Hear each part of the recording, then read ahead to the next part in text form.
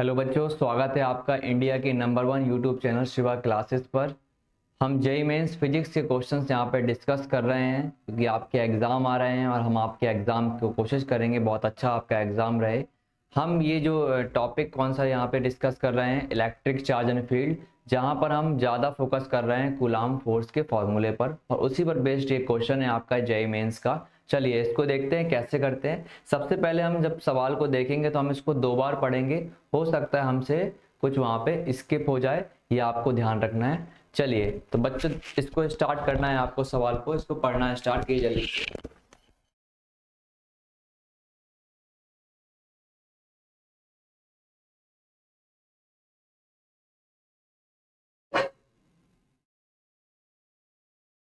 तो चलिए बच्चों, आपने क्वेश्चन पढ़ लिया होगा, कुछ ना कुछ आपको समझ में आ भी रहा होगा, शायद कुछ आपको समझ में नहीं आ रहा होगा। चलिए कोई बात नहीं, मैं बताता हूँ आपको। देखिए ये जो सवाल है आपका, ये स्फीयर वाला सवाल है। यहाँ पे थोड़ा सा एक लॉजिक है। जब भी दो बॉडीज आप टच करते हैं तो उसमें चार्ज क्या हो जाता है, इक्वली डिस्ट्रीब्यूट हो जाता है। यानी कि जब टच करने के बाद जो टोटल चार्ज होता है वो इक्वली क्या हो जाता है, डिस्ट्रीब्यूट हो जाता है। वो हम लोग यहाँ पे सीखने वाले हैं। चलिए हमारे सामने क्वेश्चन है, हम जैसा क्वेश्चन बोल रहा है वैसे ही जाएंगे। दो सेम मेटेलिक स्फीयर्स हैं ए और बी, और उनको कुछ दूरी पर रखा गया है, दोनों रिपेल कर रहे हैं। यानी कि दोनों में कैसा चार्ज हो सकता है, दोनों में नेचर ऑफ चार्ज सेम रहेगा, या दोनों में माइनस होगा या दोनों में प्लस चार्ज होगा। चलिए with the force of F, ठीक है, फोर्स कितना है उनके बीच में, एफ फोर्स है। यानी कि हम ऐसा मान के चलते हैं इसको, ये आपका दो ऑब्जेक्ट्स है, यहाँ पे क्यू है, यहाँ मान लेते हैं क्यू है, और डिस्टेंस मान लेते हैं आर है। यहाँ पे फोर्स कितना लग रहा है, यहाँ पे एफ लग रहा है। तो फॉर्मूला क्या हो जाएगा स्फीयर के लिए, एफ इक्वल टू के Q one Q two upon में क्या आ जाएगा, आर स्क्वायर आएगा। क्या आ जाएगा, के Q one Q two upon में आर स्क्वायर। तो यहां तक हमारा क्वेश्चन कंप्लीट हो गया, कूलाम्स लॉ लगा दिया है हमने यहाँ पे। अनदर आइडेंटिकल अनचार्ज स्फीयर सी, अनचार्ज का मतलब हो गया यहाँ पे चार्ज कितना हो, क्यू सी इक्वल टू 0। यानी यहाँ पे चार्ज कितना लेंगे बोलो, क्यू सी इक्वल टू क्या आ जाएगा बच्चों, आपका 0 आ जाएगा। ये आपको ध्यान रखना है। अब ध्यान से देखिएगा यहाँ पे, अब हम लोग क्या कर रहे हैं, सी वाले चार्ज को एक बार ए के कांटेक्ट में ला रहे हैं। यानी जो सी वाला चार्ज है सबसे पहले किसके कांटेक्ट में आएगा, ए वाले के कांटेक्ट में आएगा। चलिए यानी कि सी वाला चार्ज कौन सा है, ये है क्यू सी। इसको किसके कांटेक्ट में ला रहे हैं, ए वाले के साथ। चार्ज क्या होगा यहाँ पे, फिर से इक्वली डिस्ट्रीब्यूट हो जाएगा। उसके बाद हम लोग क्या कर रहे हैं, सी को बी के कांटेक्ट में ला रहे हैं। तो सी को फिर से हम लोग क्या कर रहे हैं, सी डैश को किसके कांटेक्ट में ला रहे हैं, बी के कांटेक्ट में ला रहे हैं। और बी में कितना चार्ज है आपका, बी का मतलब आ गया आपका ये पहला वाला आपका है ए, और ये आपका बी। तो ये चीजें आपको सीखनी है कि आप किस तरीके से कांटेक्ट में लाते हैं दो स्फीयर्स को। अब देखते हैं कांटेक्ट में लाने से फायदा क्या है। देखिए सी में कितना चार्ज है आपका, Q C plus Q A upon में क्या आएगा 2। क्यों, क्योंकि भाई दोनों को जो चार्ज मिला के हमें क्या करना है, इक्वली डिस्ट्रीब्यूट कर देना है फाइनली, कि कितना चार्ज आएगा। भाई इसमें कितना चार्ज है आपका, इस वाले में कितना चार्ज है आपका 0। तो यहाँ पे क्या आएगा 0 प्लस क्यू ए में कितना चार्ज है आपका, क्यू चार्ज है, तो क्यू अपॉन 2। तो यहाँ पे चार्ज हो जाएगा आपका क्यू अपॉन 2। यानी कि क्यू अपॉन 2 जो चार्ज होगा वो दोनों में इक्वली डिस्ट्रीब्यूट हो जाएगा। यानी कि ये समझ में आया हमको यहाँ पे कि क्यू ए डैश कितना हो जाएगा चार्ज, क्यू अपॉन 2, और क्यू सी डैश कितना हो जाएगा, क्यू अपॉन 2। यानी कि यहाँ पे जो चार्ज होता है वो क्या हो जाता है आपका, बराबर इक्वली डिस्ट्रीब्यूट हो जाता है। ये आपको ध्यान रखना है, बहुत इंपॉर्टेंट है। यानी जब भी हम दो बॉडी को टच करते हैं तो जो टोटल चार्ज हो जाता है उनका, वो आपस में क्या हो जाता है, इक्वली डिस्ट्रीब्यूट हो जाता है। चलिए अब आगे बढ़ते हैं। अब हम लोग क्या कर रहे हैं, यहाँ पे ए और सी कांटेक्ट में आए थे। अब यहाँ पे कौन आएगा कांटेक्ट में, यहाँ पे दो स्फीयर हैं वो कांटेक्ट में आ रहे हैं। कौन कौन से स्फीयर है, ये आपका है सी और ए कांटेक्ट में आए थे। अब कौन कांटेक्ट में आ रहा है, सी और बी। तो सी और बी फिर से कांटेक्ट में आएंगे। अच्छा अब सी पे चार्ज कौन सा पहुंच जाएगा, क्यू सी डैश, और इसमें कौन सा चार्ज पहुंचेगा, क्यू बी। ये सबको समझ में आ रहा है। कि हम लोग क्या कर रहे हैं, फिर से हम लोग क्या करेंगे, हमें चार्ज को क्या करना है, इक्वली डिस्ट्रीब्यूट कर देना है। अच्छा, क्यूसी डैश में चार्ज कितना दे रखा है आपको, Q/2, क्यूबी में चार्ज कितना है, Q चार्ज है। चलिए इक्वली डिस्ट्रीब्यूट करते हैं, तो फॉर्मूला क्या होगा, Q C dash plus Q B upon में क्या आएगा, 2 आएगा। तो ध्यान से देखिए क्यूसी डैश कितना हो जाएगा आपका, इसकी वैल्यू होगी बच्चे आपका Q/2। क्यूबी चार्ज कितना है क्यू में बेटा, आपका चार्ज Q रखा हुआ है, अपॉन में 2। सर अपॉन में 2 क्यों कर रहे हैं, हम लोग यहाँ पे जो चार्ज होगा आपका टोटल चार्ज, वो चार्ज आपका दोनों में चला जाएगा। टोटल का जो आधा चार्ज है वो आपका आधा इसमें चला जाएगा, आधा उसमें चला जाएगा। यहाँ पे क्या हुआ था आपका, ए और सी कांटेक्ट में थे, यहाँ पे सी और बी कांटेक्ट में है। तो देखिए इसको सॉल्व करेंगे तो कितना आएगा, अगर इसको पूरा सॉल्व करेंगे आप बच्चे, 2Q + 3Q, तो ये 3Q हो जाएगा क्या, और 2 2 क्या हो जाएगा आपका, 4 हो जाएगा। यानी हमको यहाँ पे एक बात समझ में आ रही है अच्छे से कि जो चार्ज होगा आपका वो इक्वली डिस्ट्रीब्यूट हो जाएगा। इसका मतलब हो गया QC डबल डैश पे चार्ज कितना होगा, 3Q/4 होगा क्या, और QB डैश पे चार्ज कितना होगा, 3Q/4 होगा। ये समझ में आ रहा है किस तरीके से आपको चार्ज की वैल्यूज अच्छे से निकालनी पड़ेंगी एग्जाम्स में, ताकि आपको ज्यादा से ज्यादा क्लियरिटी रहे, ठीक है ना। चलिए अब आगे बढ़ते हैं, इसमें आगे देखते हैं इसमें किस तरीके से चेंजेस हो सकते हैं आपके क्वेश्चंस में। अच्छा, अब क्या है बच्चे इसमें आपका, अब ये लोग कह रहे हैं यहाँ पे कांटेक्ट करने के बाद finally placed between at mid point between sphere A and B. उसके बाद हम लोग क्या करते हैं, जो सी स्फीयर है उसको ए और बी के बीच में रख देते हैं। वो भी कहाँ पे रखते हैं, बिल्कुल बीच में रखते हैं। चलिए बीच में रख देते हैं, ये आपका ए हो गया बच्चे, ये आपका बी हो गया, इसके सी को बीच में रख दिया गया है। अब चार्ज की बात कर लेते हैं, ए पर चार्ज कितना पहुंच गया है फाइनली, ए पर चार्ज देखा जाए फाइनली तो देखिए ये बी पर है, ये आपका ए पर है, तो QA डैश हो जाएगा आपका QA डैश, यानी कि Q/2। इस पर चार्ज पहुंच गया है Q/2 फाइनली। बी पर चार्ज कितना पहुंच गया है फाइनली, 3Q/4 पहुंच गया है, और सी पर चार्ज कितना पहुंच गया है, 3Q/4 पहुंच गया है। और ये सी आपका मिड पॉइंट है। मिड पॉइंट का मतलब हो गया दूरी कितनी थी पहले, R की दूरी ली थी हमने स्टार्टिंग में, तो यहाँ पे दूरी कितनी हो जाएगी आपकी R/2, और इसके बीच में क्या हो जाएगा R/2। तो इस तरीके से हमने क्वेश्चन को डिजाइन कर लिया है कि बाद में जो आपका चार्ज है वो क्या हो गया है, लगभग चेंज हो गया है। अब इसमें आगे बढ़ते हैं, हमें क्या बताना है यहाँ पे, ध्यान से देखिएगा। हमें ये बताना है the force experience by sphere C. तो सी पर किस तरीके से फोर्स लगेगा वो भी देख लेते हैं। देखिए ये आपका सी है ना, सी पर फोर्स लगाने के लिए मैं आपको एक दिखाता हूं। देखिए ये वाला दोनों के चार्ज के नेचर सेम है, रिपेल करेगा, अवे फ्रॉम द चार्ज जाएगा, तो यहाँ पे जाएगा away from the charge, force on C by A, और इधर भी क्या जाएगा, force on C by B. तो यहाँ पे चार्जेस में कैसे फोर्स लगेंगे, अवे फ्रॉम द चार्ज लगेंगे। ये आपको ध्यान रखना है, बहुत इंपॉर्टेंट है आपके एग्जाम्स के लिए। चलिए अब हमें निकालना है नेट फोर्स क्या होगा इसका। तो नेट फोर्स निकालने से पहले हम लोग ये निकाल लेते हैं कि इन दोनों का और इन दोनों का सब्ट्रैक्ट करने पर कितना आ सकता है यहाँ पे, ठीक है ना। तो चलिए निकाल लेते हैं।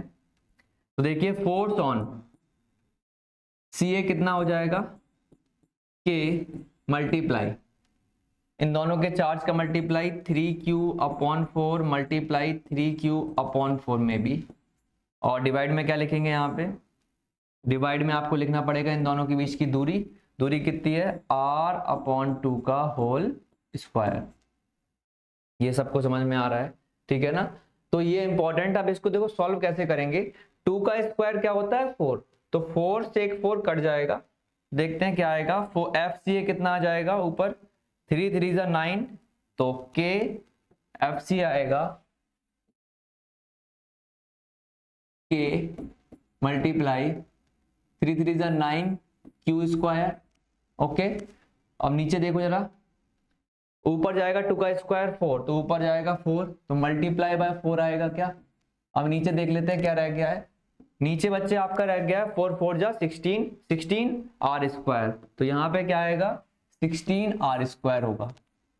मैं आपको बच्चों एक बात और बताता हूँ, कभी भी इस तरह से करते हैं नंबर्स, तो नंबर्स का क्या हो जाता है, यहाँ पे जो नंबर नीचे होता है वो सबसे ऊपर चला जाता है और ये नंबर यहाँ पे मल्टीप्लाई हो जाता है। ये रूल आपको ध्यान रखना है, a upon B upon C upon D, बहुत इंपॉर्टेंट है आपके एग्जाम्स के लिए।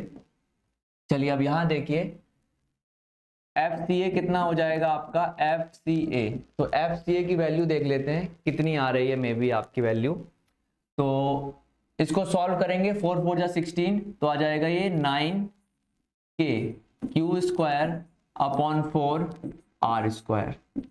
लीजिए आपका एफ सी ए आ गया। अब उसी तरीके से आप निकालेंगे एफ बी ए, तो फोर्स ऑफ बी ए निकाल लेते हैं इन दोनों का, बी सी का फोर्स क्या आएगा, तो मल्टीप्लाई करते हैं, एफ बी ए कितना हो जाएगा के मल्टीप्लाई क्यू अपॉन में 2 आएगा, क्या क्यू अपॉन में 2 आएगा, ये क्यू अपॉन 2 ध्यान रखना, 3q अपॉन 4 ध्यान रखना है। तो q अपॉन 2 यहाँ पे लेंगे, मल्टीप्लाई 3q अपॉन 4 लेना पड़ेगा आपको, ओके। और इसका डिस्टेंस कितना दे रखा है बच्चे आपको, r अपॉन 2 का होल स्क्वायर। तो ये दो चार्ज का मल्टीप्लाई साथ में इसका डिस्टेंस आपको लेना पड़ेगा एग्जाम के लिए। और यानी कि इसमें दूरी कितनी दे रखी है आपको, r अपॉन 2 की दूरी दे रखी है, ठीक है ना। और एक में कितना चार्ज है, q अपॉन 2 है, एक में कितना चार्ज है 3q अपॉन 4 है। ध्यान से देखिएगा, इसको बड़े ध्यान से करेंगे हम लोग सवाल को, अच्छा सवाल मिला है हमको ये वाला। अब बच्चे क्या करना है, force on B A equal to क्या आ जाएगा, q upon 2 multiply 3q upon 4। देखिए अगर ऊपर का देखा जाए तो ऊपर आएगा 3k multiply 3q square upon में 8 अपॉन में आएगा r स्क्वायर अपॉन में आएगा 4। अब 4 कहाँ जाएगा बच्चे, आपका ऊपर जाएगा 4, तो ये आपको ध्यान रखना है, बहुत इंपॉर्टेंट है आपके लिए। अब एफ बी ए कितना आ जाएगा, एफ बी ए बताइए, ऊपर जाएगा तो 4 3 जा 12, तो k multiply 12q square upon में आएगा 4r स्क्वायर। ये सबको समझ में आ रहा है किस तरीके से हम कैलकुलेशन को प्रोसीड अप कर रहे हैं। देखिए शॉर्टकट से ज़्यादा अगर आप स्टेप वाइज जाते हैं, मैं आपको ट्रिक्स बताता ही ऑलरेडी कि किस तरीके से क्वेश्चन को आसानी से करना है, ठीक है। ट्रिक्स और मैं आपको बताता रहता हूँ कि क्वेश्चन को किस आसान बनाना पड़ेगा आपको एग्जाम में, ठीक है ना। चलिए इस सवाल को भी बिल्कुल आसान करते हैं हम लोग। अच्छा कितना आ जाएगा, 4r स्क्वायर हो जाएगा, यहाँ पे आएगा बच्चे आपका 8r स्क्वायर, 8r स्क्वायर। इसको बड़े ध्यान से देखना बेटा। अब यहाँ पे हम लोग कट करेंगे, यहाँ पे ध्यान से देखिए, तो कट हो जाएगा एफ बी ए कितना आ जाएगा आपका, एफ बी ए आ जाएगा 4 3 जा 12 आएगा, 3q स्क्वायर अपॉन में 2r स्क्वायर। अब हमें क्या करना है, इन दोनों का 4 से कट किया है यहाँ पे हम लोगों ने, ठीक है। हाँ तो आपका कितना बचेगा, 3 अपॉन में 2r स्क्वायर और यहाँ बचेगा आपका 3q स्क्वायर, 4 3 जा 12, 4 2 जा 8, यहाँ पे कितना रह गया 9 अपॉन 4। हमें अब क्या निकालना है बच्चों, नेट फोर्स निकालना। नेट फोर्स का मतलब हो गया हमको माइनस करना पड़ेगा। अच्छा माइनस करने के लिए बड़े ही अच्छे से माइनस करना पड़ता है जिससे कि बार बार मिस्टेक ना हो। चलिए इन दोनों को माइनस करके देख लेते हैं एक बार।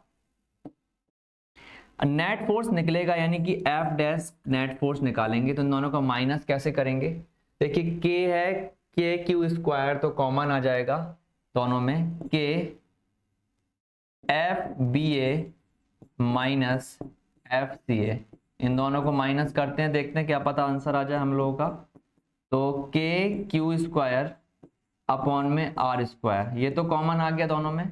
अब सबसे काम की चीज क्या है, क्या रह गया यहाँ पे, K Q square upon are square common आ गया है, तो यहाँ बचेगा बच्चे आपका 3 अपॉन में 2 माइनस यहाँ पे K Q square upon are square common आ गया, तो क्या बचेगा 9 अपॉन में 4, 9 अपॉन में 4 बचेगा। यहाँ पे ब्रैकेट हम लोग बंद कर देंगे। तो देखिए जरा ध्यान से,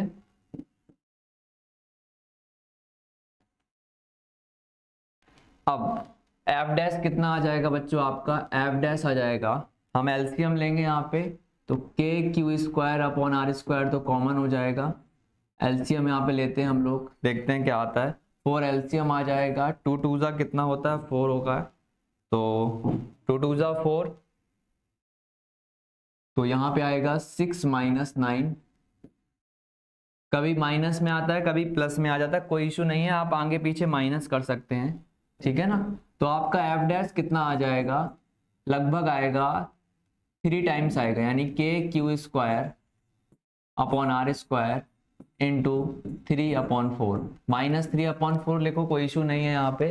अब किस तरीके से निकालेंगे आंसर, नेट फोर्स आपका कितना आ रहा है भाई, ये वैल्यू किसके बराबर है, ये वैल्यू आपकी बराबर हो जाएगी एफ के मल्टीप्लाई 3/4, क्योंकि आपको क्या निकालना है, नेट फोर्स निकालना है। तो नेट फोर्स के लिए बच्चों आपके लिए फॉर्मूला था, ये K Q square upon are square किसकी वैल्यू है, ध्यान से देखिए,